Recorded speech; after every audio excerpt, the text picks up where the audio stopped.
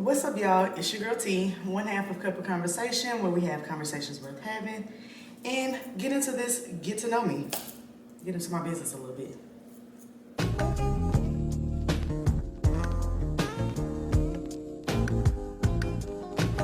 Back in the days when I was young, I'm not a kid anymore. But some days I sit and wish I was a kid again. Back in the days when I was young, I'm not a kid anymore. But some days I sit and wish I was a kid again. So let's start off. We're going to start off childhood. Okay. How do you think the passing of your dad shaped you into the woman you are, and how you deal with men now? So my dad passed away when I was 7. I don't have, I would say, I always say this all the time, God didn't bless me with a lot of film in my memory. I don't remember. I'm not one of those people who can like pinpoint, oh, that happened when I was 5, 6, 7. I've never been one of those people. I've never been good, but I have like spurts of either super joyful moments or super traumatic moments. And I know I have like this video burned in my brain of me like getting to see my dad like in his last few moments, and it was very traumatic. But before that moment, I said that to say I think that shaped a lot of the way that I move with like people passing away and grief and later on in my life. But as far as how I deal with men, before, all I can remember, because he was married to my stepmom, man, all I can remember was she loved his dirty drawers. Like, it wasn't nothing that he couldn't do wrong. Like, she always went, it's kind of how, like, I kind of compare it to how I see me and my man now. Like, I'm always up under him. We always up under each other. That's kind of how they were. They anytime I seen him, I seen her. So, I would assume, I mean, like I said, it was 7. I was 7 when this happened. So I would assume they had a good relationship just due to the outside of it, just what it looks like. And it looked like she was happy. It looked like he treated her fine. He accepted her kids just like he did us. He took care of his kids as far as I knew. So I think it kind of like, because when meeting Coco made me realize that I've had a lot of grief in my life. Like, I thought the amount of grief I had was normal, but it's kind of not. And it seemed like it was. So I guess that kind of just like started the shape of the grieving side, my grieving side. Okay, so in your childhood, we can move a little bit forward too. You don't have to be really young, but what relationships strengthen you, weaken you, and transform you in life? Oh, that's a good question. What relationships strengthen me, weaken me, and transform me? All 3? Or, okay. I would say the relationships I grew with my friends around like town and around the neighborhood. I have older siblings, but like Coco explained with her older sibling, but yours is outside the house. Mine never, they were just too old to kind of like have that kind of connection or that bond that you see most people have with their sisters or their brother. Now, me and my brother did have a tight connection because we have the same mom and dad. So I don't know what about that bonded us, but we were the only ones in the house with the same mom and daddy. Yeah, I had different daddies and stuff. But anyways, so that made me and his bond grow strong. But I think my strongest connections was the friends that I made around the neighborhood, and they grew my character because I got to experience different walks of life. Like my friend that I grew up with down the street, her family was very religious, very in the church, very structured, whereas mine was not structured at all. My mama worked 12 hours. We kind of just went with the day. Like, you know, if this person got to watch you, that's who got to watch you that day. If, you know, I can't be home and you got to cook dinner tonight, that's just what happened. It was kind of like a go with the flow type thing because she worked so much. So I think my strongest relationship that transformed me was just my outside relationship, outside of the house. People that I actually got to choose to have a relationship with, like, and they shaped me just because they showed me different walks of life. How has your faith or belief system evolved? And what experience shaped that growth? So I would say it's evolved because it was little to non-existent at first, just because, like I said, I have a family that was not really structured. I had a family like a hustle and bustle, make sure the money's made, make sure the kids are fed, make sure we're successful type family. I didn't have one that was really structured in religion or spirituality or anything like that. My great grandmother, who passed away when I was in 7th grade, was like the anchor for all that.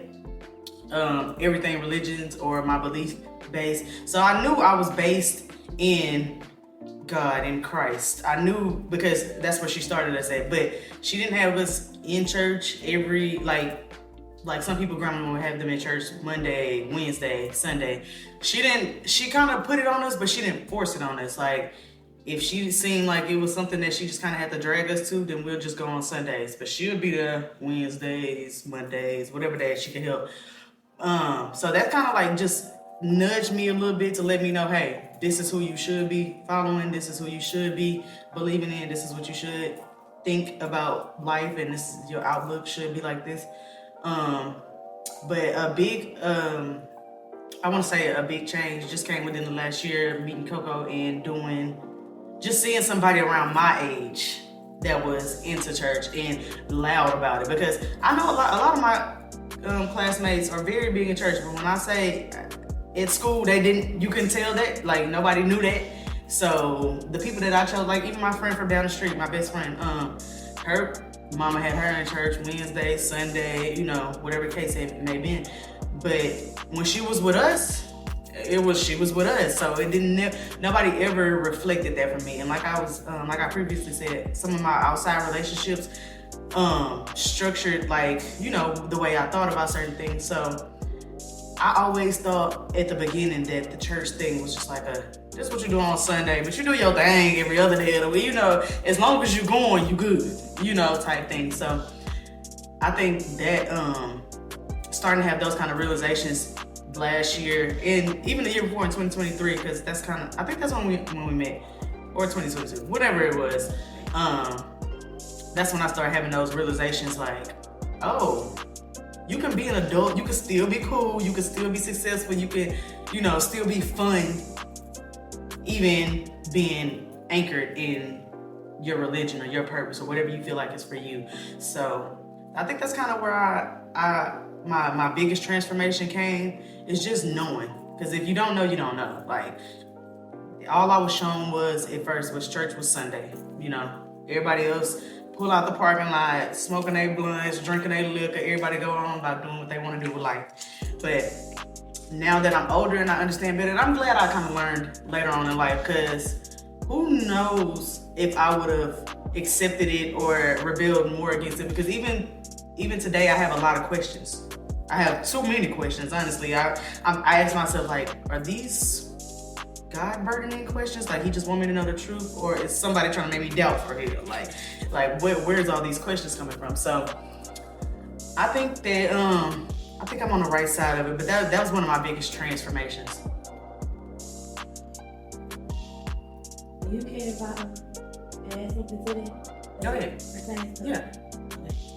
Okay, so you talked about your faith and how your faith has changed over the years. And over the past year and a half, 2 years. And I know we talked personally about Bubba's thoughts on faith and stuff like that. Mm-hmm. How do you think that being, now I would say an issue or being something that y'all need to talk about, how do you think that would have changed your view on your faith or your view on long-term marriage with him? I think if I had that mindset when we got together, I would have expected him to not necessarily have that mindset, but at least be on the way to it. So now that this is like a late blooming thing for me, it was later on in our relationship, it was later on in my life. I think that I can't force him to be where I'm at, because that would be just like when we talking healing.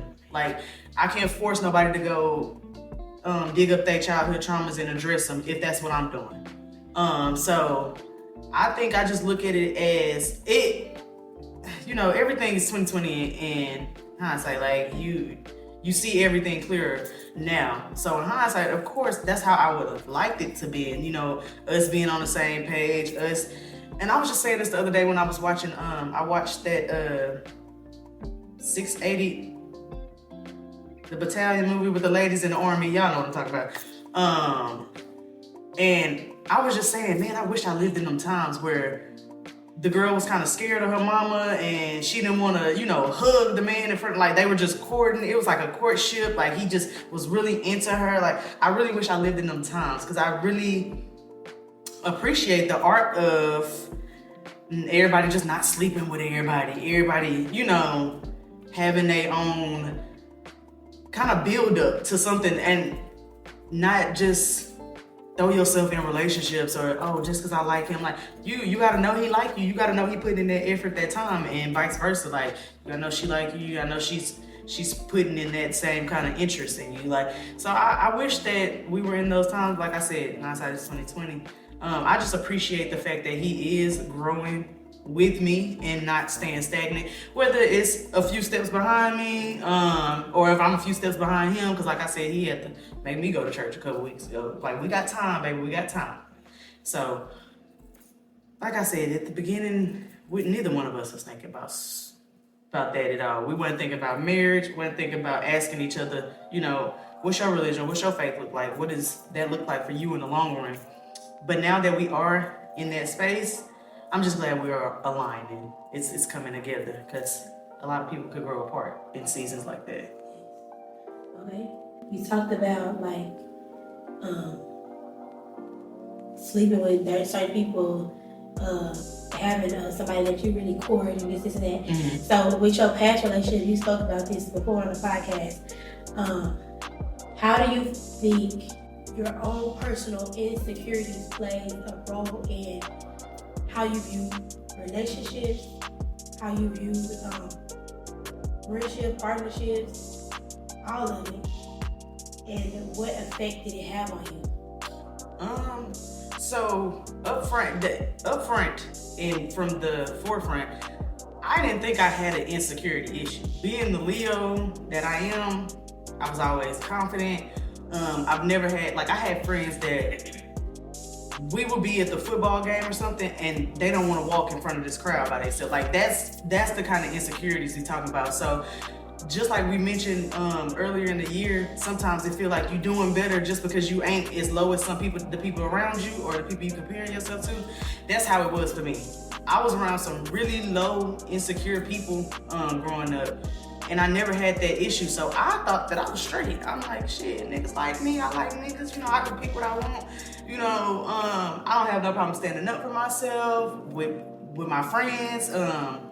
I'll fight if I need to fight. I'll do whatever was necessary for me to feel seen, confident, and up front.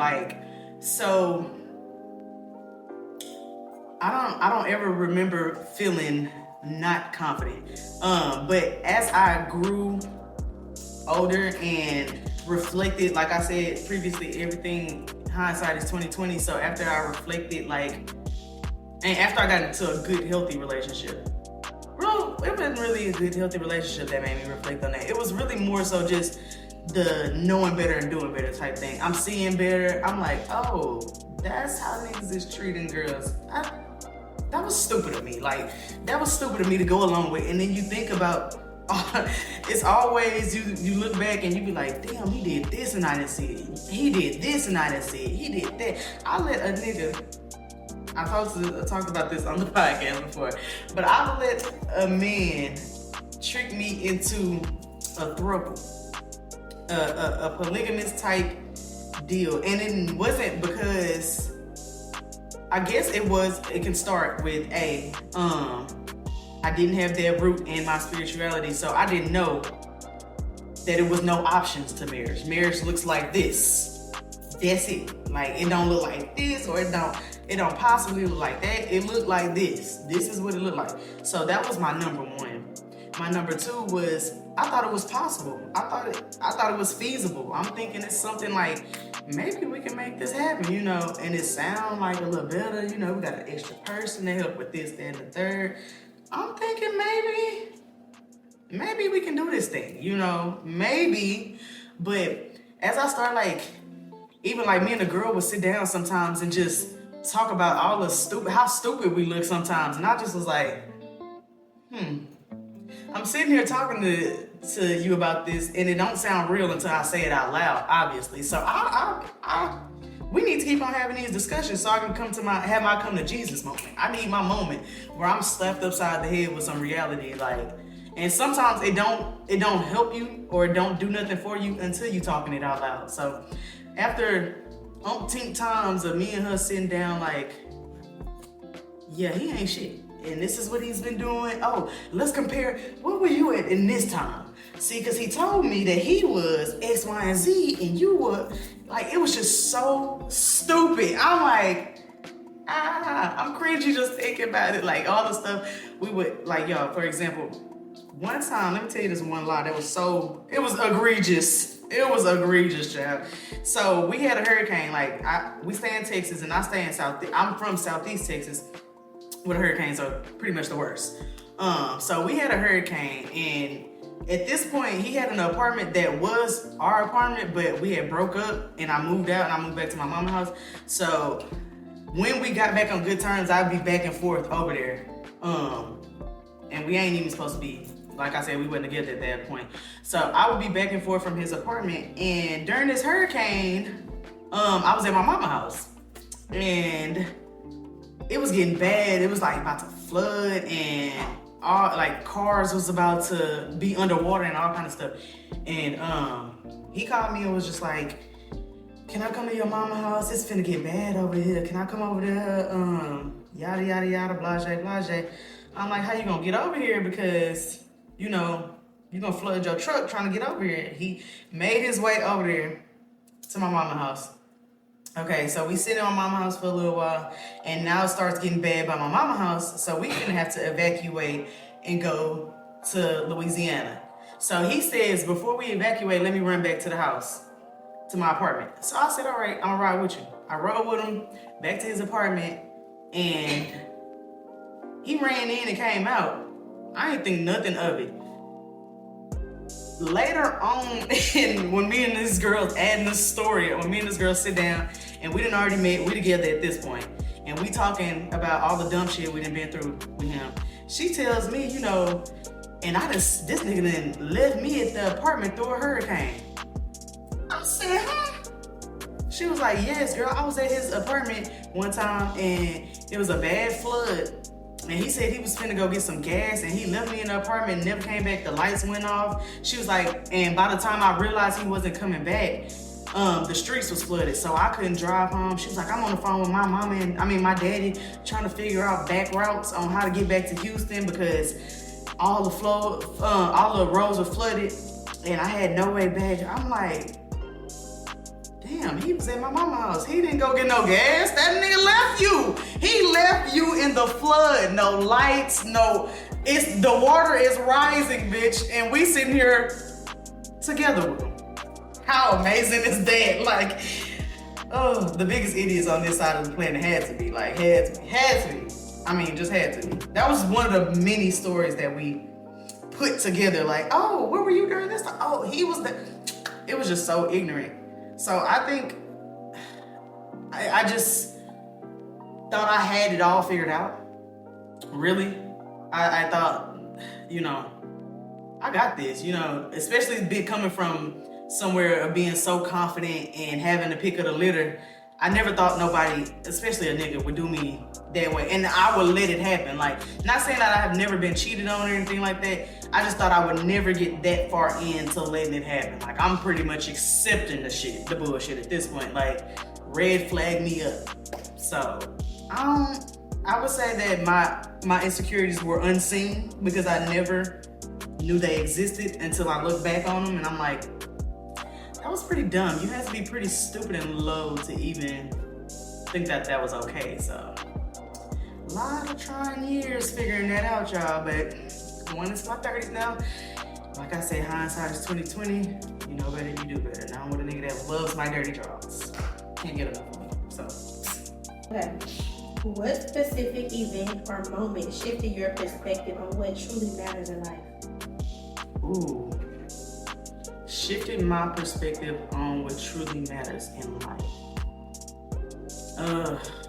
Like I mentioned earlier, I thought my level of grief was normal, but every time somebody close from me slips from my grasp and pass away expectedly, unexpectedly, whatever the case may be, it just turns a point in me. Like like I don't know. I don't want to say it rips another piece off my heart, but it's like a shift. And it's like something I never really turn back to. It's like, it's not one of those, oh, you just doing that because it's you in a moment, you know, you grieving right now. It's like something that turns and I never go back. I always have a little bit more respect for life, a little bit more gratitude for where I'm at and just the things I've accomplished, little, big, small, wherever. And whether people think that I've made it far or that they think that I'm not doing shit at all with myself, I've just always, you know, learned to love it, learn to deal with it, learn to accept it, and it is what it is because I want to say I've been losing so many people. I think and then outside of just somebody in my family, I think the first friend I've ever lost was like in 6th grade. So like dealing with grief young like that, you learn to like just appreciate shit so differently. Like I tell Coco this all the time because I say this lightly, like she lucky, like she blessed for it's people that have experienced a tremendous amount of grief. Me not even realizing I was one of them until like she was like, no, ain't nobody really passed away around me except unless they were like old or, you know, it was something that we already knew was coming type thing. So that right there, just I think it turns a point in me every time it happens. So I would say that's like one of the biggest things that have changed. What was the question again? Made you View life different? No, gave you the perspective on what truly matters in life. So those are the main things that give me perspective on what matters in life. And just going to church and realizing that I don't have any control. Like it's not my journey it's already a journey that's planned out for me. It's one that I just gotta walk with and be okay with. I'm learning to be okay with things. I've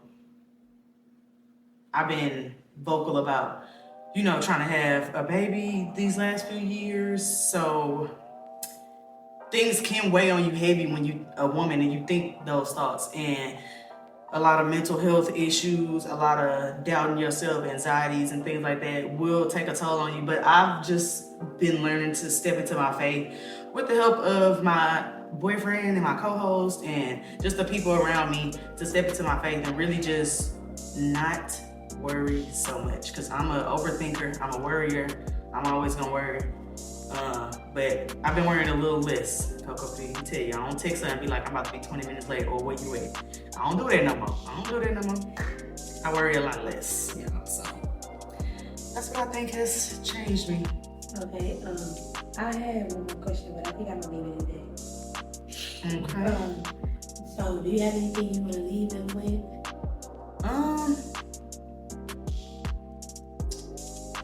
I just want to say, I don't necessarily care how people view me, but I'd be lying to myself if I said I didn't care at all. So I do want y'all to know that, and everybody that's watching, if you have been supporting me, I truly appreciate it, because I am putting in the time, the hours, the money, the manpower to make my dream successful. And I always just want to be seen as the girl that came from the small city and made something big happen.